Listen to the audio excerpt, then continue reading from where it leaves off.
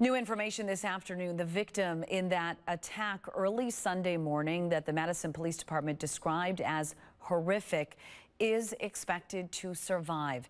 Today's update from police also revealed the victim had been sexually assaulted in addition to being physically beaten.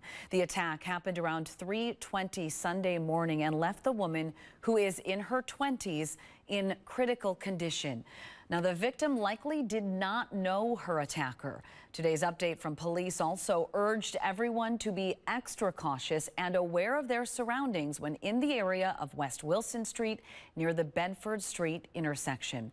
Madison police are asking anyone who lives within a 4-block area of the 500 block of West Wilson Street near that Bedford Street intersection to submit all surveillance video and photos from the holiday weekend. Police are also reminding people that some cars, including Teslas, that were parked in the area could also have recorded important information.